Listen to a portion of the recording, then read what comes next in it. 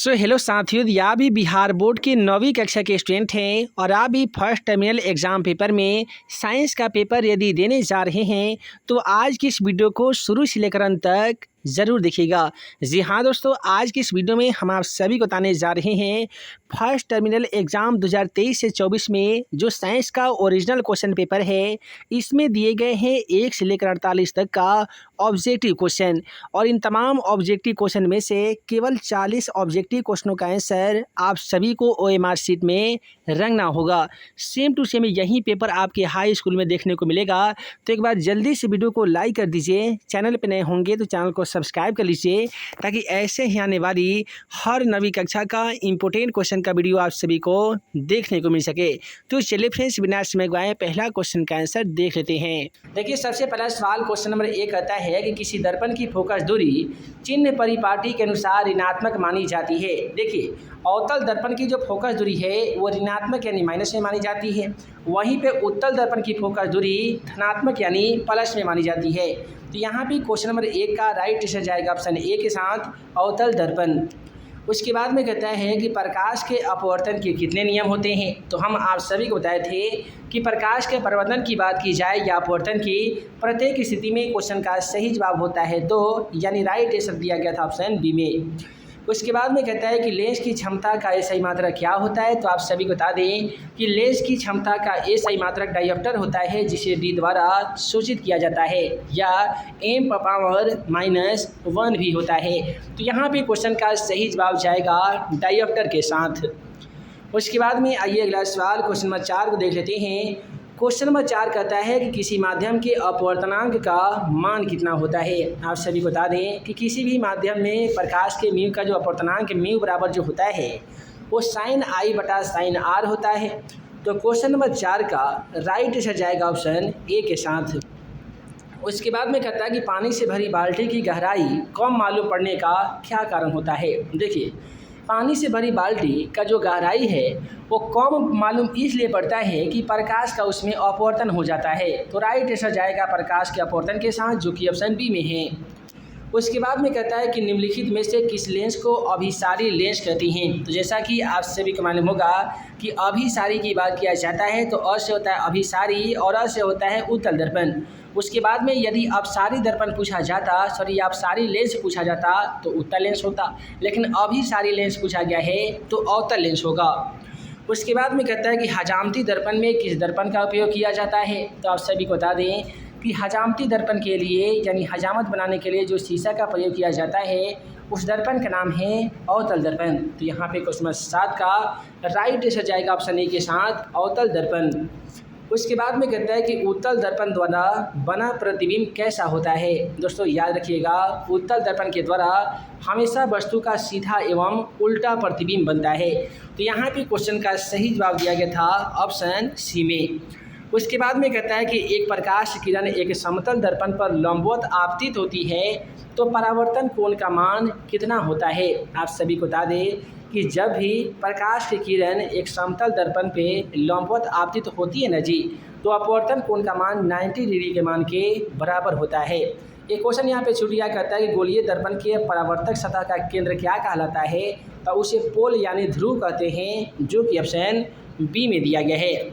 अब आइए अगला सवाल क्वेश्चन 11 की ओर बढ़ते हैं। कहता है कि निम्नलिखित में से किसका अपवर्तनांक सबसे कम होता है। आप सभी को बता दें कि यहाँ पे पानी, केरोसिन तेल, तारपीन का तेल दिया गया है और यहीं पे दिया गया है बेंजीन। वही है वो बेंजीन जिसका अनुसूत्र C6 और H6 होता है। यही वो बेंजीन है जिसका अपवर्तनांक सबसे कम होता है। यदि सबसे अधिक में पूछा जाता तो राइट इसका आंसर हीरा हो जाता। अब अगला सवाल कहता है कि निम्नलिखित में से कौन सा पदार्थ लेंस बनाने के लिए उपयुक्त नहीं किया जा सकता है। आप सभी को बता दें कि मिट्टी एक ऐसा पदार्थ है जिसका इस्तेमाल लेंस बनाने में नहीं किया जा सकता है। तो राइट आंसर यहाँ पे ऑप्शन डी में दिया गया है मिट्टी। उसके बाद में आइए अगला सवाल क्वेश्चन नंबर हम लोग यहाँ पे देखने जा रहे हैं 19 को। 19 नंबर क्वेश्चन कहता है कि नींबू में कौन सा अम्ल विद्यमान रहता है। देखिए, लैक्टिक अम्ल जो होता है ना जी, ये दूध में होता है। दूध में लैक्टिक अम्ल होता है। सिरका में एसिटिक अम्ल होता है, चींटी के डंक में फार्मिक अम्ल होता है। सिट्रिक अम्ल जो होता है ये तमाम खट्टे पदार्थ में होते हैं, जैसे कि नींबू। तो नींबू में कौन सा अम्ल पाया जाता है? तो सिट्रिक अम्ल हो जाएगा। अब आइए अगला सवाल क्वेश्चन नंबर 21 को देखते हैं। कहता है कि शरीर में भोजन का पचना किस प्रकार की अभिक्रिया है? आप सभी को बता दें कि शरीर में भोजन का पचना उपचयन, अपचयन या ऑक्सीकरण अभिक्रिया है। तो यहाँ पे राइट आंसर जाएगा ऑप्शन बी के साथ, ऑक्सीकरण अभिक्रिया।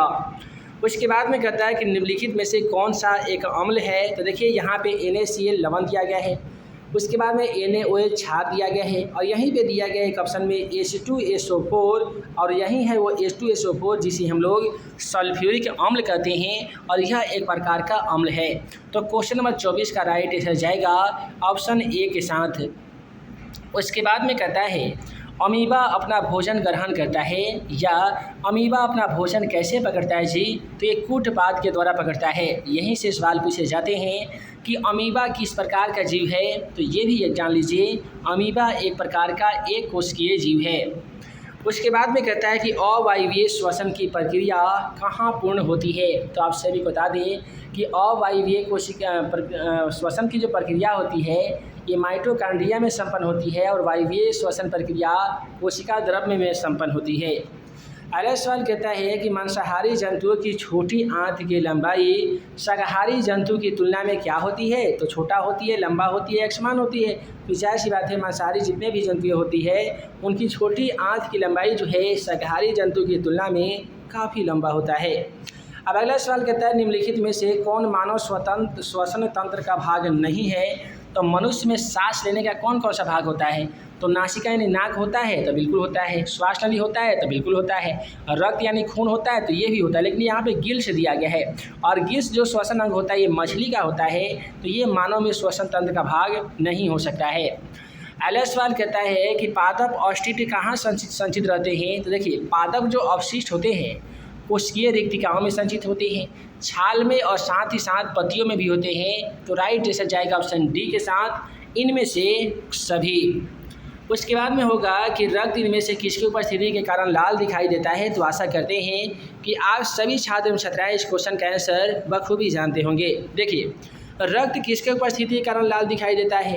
तो रक्त हीमोग्लोबिन के कारण लाल दिखाई देता है। यहीं से एक सवाल पूछा जाता है कि पत्तियाँ किसके कारण हरा दिखाई देती है? तो वैसी स्थिति में क्या होगा? तो ये क्लोरोफिल हो जाएगा।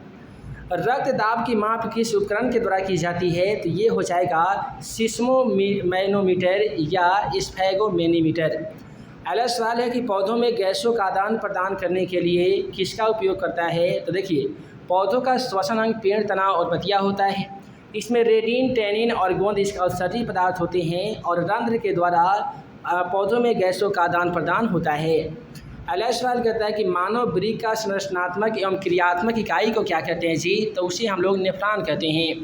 अगला सवाल क्वेश्चन 48 कहता है कि मानव शरीर में भोजन का पूर्ण पाचन कहाँ पे होता है? तो ये छोटी आंत में होता है। तो इस प्रकार से आज के इस वीडियो में हम लोग साइंस का फर्स्ट टर्मिनल एग्जाम पेपर में पूछे जाने वाले तमाम ऑब्जेक्टिव क्वेश्चनों का सलूशन किए हैं। आशा करते हैं कि आज का वीडियो आप सभी को पसंद आया हो। दोस्तों वीडियो पसंद आया हो तो वीडियो को लाइक कीजिएगा, अपने दोस्तों में शेयर कीजिएगा। चैनल पर नए होंगे तो हमारे इस YouTube channel math and magic tips को जरूर सब्सक्राइब कीजिएगा। मिलते हैं एक नए वीडियो में नए VVI क्वेश्चन के साथ। तब तक के लिए आप सभी को वीडियो देखने के लिए बहुत बहुत धन्यवाद।